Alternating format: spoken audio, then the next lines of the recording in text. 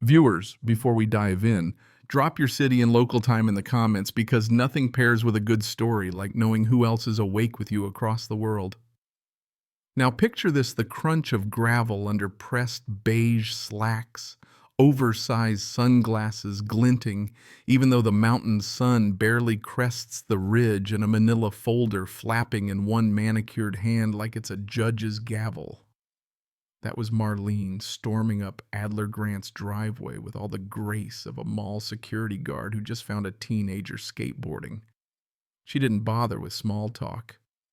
"You can't just throw up a shack and call it a cabin," she barked, citing HOA Code Section 14.2 like it was scripture. Adler leaned on the porch railing of his brand new cabin, steaming mug of coffee in hand, inhaling the air that smelled of pine needles and wood stain instead of entitlement.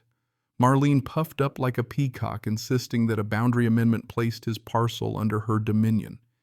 Historians still argue whether Marlene believed her own paperwork or just liked the sound of her own voice, but Adler didn't flinch. He let her finish her monologue, then calmly set down his mug, reached into the cabin's mailbox, and produced a laminated sheet. He placed it in her hand with the politeness of a man offering a menu at a diner. Her eyes skimmed, then bulged.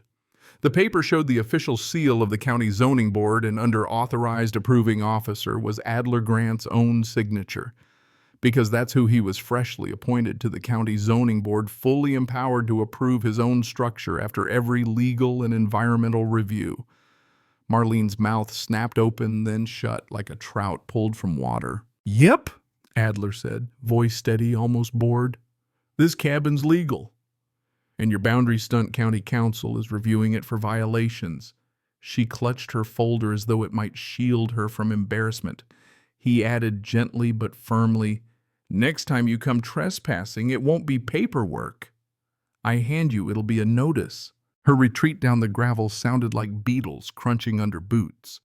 Adler lifted his coffee again, enjoying the small victory. Some folks build cabins, others build walls of red tape. He built both. But 3 days later, a sleek white SUV rolled into his driveway, and when two polished representatives stepped out, Daniel Withers with his leather notebook and Secretary Caldwell with her golden HOA badge clipped like FBI flair, Adler realized Marlene was just the opening act.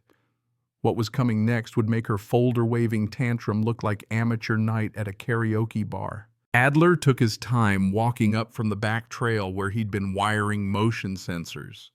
Folks who arrive in SUVs with tinted glass never bring casseroles. Daniel Withers introduced himself as HOA Counsel Caldwell, as secretary, both stiff as pressed napkins, their eyes scanning his land like vultures circling roadkill. Adler didn't offer a handshake. "You're on my property," he said flatly. They rattled off complaints about architectural conformity and roofing inconsistencies, ignoring the irony that half the neighborhood had blue tarps nailed to rafters. Historians still argue whether HOA officials secretly prefer tarps. They're cheaper than shingles, but Adler wasn't about to let the joke slide. He smirked. "You're lecturing me about roofing." Daniel snapped his notebook shut like a magician hiding a bad trick. They slapped him with a $2,500 fine plus daily penalties. Adler reached into a crate, pulled a sealed envelope, and handed it over like a bartender sliding a bill across sticky wood. Inside was a cease and desist stamped by the county clerk citing unlawful annexation. The way Daniel's jaw twitched, you'd think he'd bitten into a lemon seed. Caldwell tried to puff herself up. "You're threatening litigation over a shed." Adler chuckled once, sharp. "That's a registered dwelling. And I'm not threatening anything, I'm promising." That night at the county records office, Adler's fingers flipped through pages thick as a phone book. Meeting minutes, redacted notes, and one sloppy amendment marked urgent. Marlene's signature scrawled at the bottom, but what made his pulse spike was the attached email chain, the board negotiating with a developer plotting 6 luxury homes across the ravine. The boundary expansion was a setup, a Trojan horse to clear land, enforce codes, and then sell access as prime HOA parcels. His land was the obstacle. Adler snapped photos, then made a call he hadn't made in 6 years. Grant came the voice, gruff and amused. Either you're running for office again or someone's about to regret underestimating you. It was his old friend now, head of the DA's fraud division. Adler laid it out: fake votes, procedural misfilings, collusion with a developer. The DA's tone shifted from friendly to predatory in a breath. This isn't just unethical, he said. It's wire fraud, mail fraud, maybe conspiracy. Bring it all in. By the time Adler dropped the evidence at the courthouse, the assistant DA was leaning over every page with the hunger of a scholar unearthing lost manuscripts. If we can tie the developer, he murmured, they'll fold fast. Adler smiled, not kindly. They've already tripped over their own lies. The very next day, quiet panic spread through the HOA. Sheriff's cruisers rolled up, not sirens blazing, but steady and inevitable investigators tugging files from cabinets. Neighbors whispered at the mailbox kiosk. Caldwell paced like a nervous hawk, but Marlene was nowhere in sight. One carpenter neighbor, Will, strolled up Adler's porch with a six-pack, shaking his head. You really went to war with them. Adler lifted a bottle, the mountain air cool around them. No, he said. They went to war with the truth. I just made sure the truth had better lawyers. The storm didn't clear, it deepened. Forensics flagged tampered digital records, fabricated meeting notes, and even language suggesting Adler had verbally agreed to the boundary expansion. He nearly laughed. Verbal consent against property law. That was like trying to pay your taxes with monopoly money. Historians still argue whether the HOA believed this could hold, or if desperation simply blurred their sense of reality. Either way, the forgery tipped the scales. County IT specialists marched into the HOA office with warrants. Neighbors gathered near the mailboxes, whispering, and panic spread faster than dandelions in spring. Then Will showed Adler a glossy brochure slipped into his mailbox, renderings of the preserve at Silver Hollow, complete with gated streets and manicured lawns. Adler's land was labeled Greenbelt Reserve C, while Will's house and 10 others were rebranded as Phase 1 Redevelopment Zone. It was no longer just about codes or boundaries. They planned to bulldoze real homes. Adler dug deeper, finding developer filings that hinged on unifying the parcels under one HOA, then dissolving it into a new clean slate. It was a textbook Trojan horse maneuver polished with corporate sheen. He called an emergency hearing with the County Land Commission binder stuffed with proof, the chamber filled with press, homeowners, even developers feigning relaxation in tailored suits. Adler wore flannel, stood at the podium, and let the evidence speak: forged signatures, mismatched boundary certificates, incriminating emails. Then he played the voicemail, Marlene's pocket dial, where she crowed about bulldozing his cabin once the land was reclassified. The room went silent. The commission chair barely blinked before voting to freeze all HOA authority and refer the matter to the state attorney general. Outside, Caldwell shielded her face from reporters. Marlene. She was already packing boxes into a U-Haul before sunrise. Fallout came quick.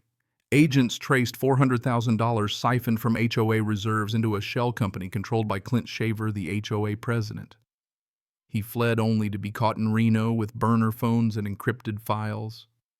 Federal charges piled up: wire fraud, embezzlement, property theft. Caldwell resigned with a slip of paper under the office door. Even the ceramic "Bless This Home" sign on Marlene's porch was ripped down before noon. The empire had crumbled. But Adler wasn't interested in gloating. At a community park pavilion, neighbors gathered with folding chairs and notepads. A retired firefighter offered to oversee infrastructure. A sharp-eyed woman volunteered to handle communications, and Adler suggested a lean provisional council, transparent, accountable, no badges, no gatekeepers. People nodded. For the first time in months, the neighborhood buzzed, not with paranoia, but with purpose. Weeks passed. Drainage repairs resumed, doors stayed open longer, and nobody mentioned fines. Will and Adler stood on a bridge, watching the creek rush below, joking about building a pedestrian crossing. That weekend, they did just planks, nails, and sweat. No permits, no hearings, just two neighbors building something useful. By winter's first snow, the bridge was complete, boots echoing softly across. And slowly the neighborhood shifted from a battlefield back into a community. No one carried clipboards anymore. No one barked codes or waved folders.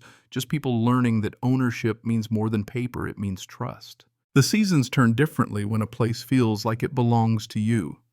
For Adler, evenings grew slower, softer. He could walk the trail behind his cabin without glancing over his shoulder, no longer waiting for headlights or SUVs creeping up the drive.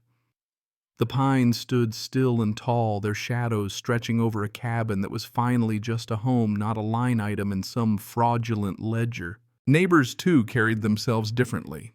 A nod at the mailbox turned into full conversations.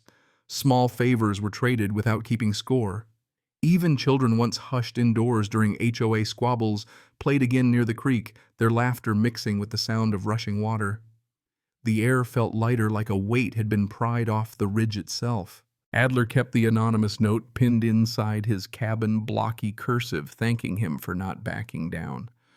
On nights when the wind rattled the windows, he read it again. A reminder that one person's stand could ripple out into quiet courage for others. He knew more battles would come, as they always do when land and power tangle. But for now, the fires were out, the filings frozen, and the truth left standing tall. As snow layered the new footbridge in white, Adler crossed slowly, boots creaking on wood. The creek murmured beneath, steady and eternal. He thought about how fragile it all had seemed, signatures, votes, forged records. Yet how resilient people could be when they finally looked past fear. The night deepened, the stars sharpened, and silence folded over the land. And in that hush, the neighborhood no longer felt like territory to be claimed or lines to be redrawn. It felt like belonging, hard-won yet gentle in the end.